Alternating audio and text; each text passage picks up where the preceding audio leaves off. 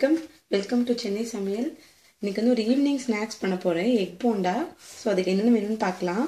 Gram flower, கடலை மாவு, salt, chilli powder, pepper powder, ஒரு 3 எக்கு வந்து பாயில் பண்ணி 2ஆக கட் பண்ணியிருக்கேன், கொரியாண்டர் லீவ்ஸ். ஸோ இப்போ இதான் நமக்கு தேவை. இப்போ நம்ம ஸ்டார்ட் பண்ணிடலாம். ஒரு 1/2 கப் கடலை மாவு எடுத்திருக்கேன். அதில் சால்ட்டு, சில்லி பவுடர், உங்கள் காரத்துக்கு ஏற்ற மாதிரி சில்லி பவுடர் ஆட் பண்ணிக்கோங்க. கொத்தமல்லியை வந்து நல்லா ஃபைனாக சாப் பண்ணி இதோட ஆட் பண்ணிக்கணும் இந்த பேட்டரில். இப்போ கடலை மாவில் salt, chilli powder, coriander leaves நல்லா பொடியாக கட் பண்ணி போட்டு நல்லா மிக்ஸ் பண்ணிக்கோங்க. இதில் வந்து கொஞ்சமாக ஒரு 1/2 டீஸ்பூன் ஆயில் விட்டுக்கணும். பேட்டரில் 1/2 டீஸ்பூன் ஆயில் விட்டு நல்லா மிக்ஸ் பண்ணிவிட்டு இப்போ கொஞ்சம் கொஞ்சமாக தண்ணி ஆட் பண்ணிக்கணும்.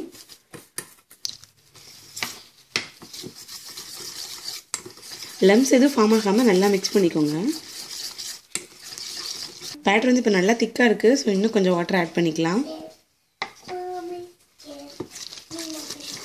இப்போ பேட்டர் வந்து நல்லா அப்படி திக்காக இருக்கணும். இப்போ பேட்டர் ரெடி ஆயிடுச்சு. நம்ம கட் பண்ணி வச்சுருக்க எக்கில் வந்து ஒவ்வொரு எக்கு மேலேயும் கொஞ்சமாக சால்ட்டு, ஒரு பிஞ்சு தான், அந்த பைட் பண்ணும்போது அந்த சால்ட்டு தெரியணுங்கிறதுக்காக தான் ஒரு பிஞ்சு சால்ட்டு. அப்புறம் எல்லா எக்கு மேலே கொஞ்சமாக பெப்பர் பவுடரை வந்து ஸ்ப்ரிங்கிள் பண்ணி விட்டுக்கோங்க.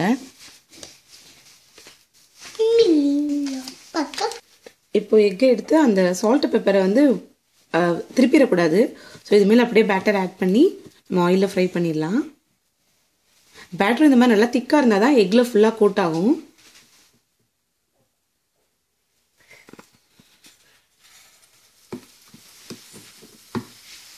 கலர் வந்து லைட்டாக அந்த ரொம்ப லைட்டாக கோல்டன் ப்ரௌன் ஆனவுடனே நம்ம வந்து எடுத்துடலாம்.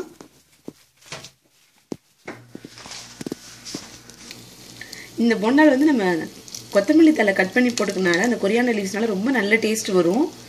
நம்ம ஆப்பஸ் வடை எதுவுமே போடல, எதுவுமே போடாமே ரொம்ப சிம்பிளான நல்லா டேஸ்ட்டாக இருக்கும்.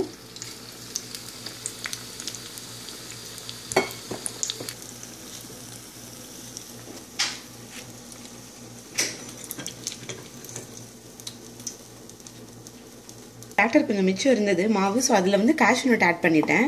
ஸோ கேஷ்யூ நட்டை போட்டு மசாலா கேஷ்யூ பண்ணிடுறேன் அதுலேயே. நான் வந்து கேஷ்யூ நட்டில் பண்ணுறேன். நீங்கள் நிலக்கடலை இருந்தால் முழு நிலக்கடலையிலே இதே மாதிரி பண்ணலாம். மசாலா கடலைன்னு சொல்லுவாங்க, அதுவும் அப்படியே பண்ணிடலாம்.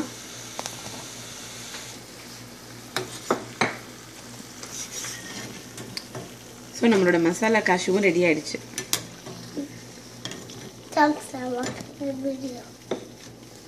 நம்மளோட எக் போண்டா, மசாலா கேஷ்யூ ரெண்டும் ரெடி ஆயிடுச்சு.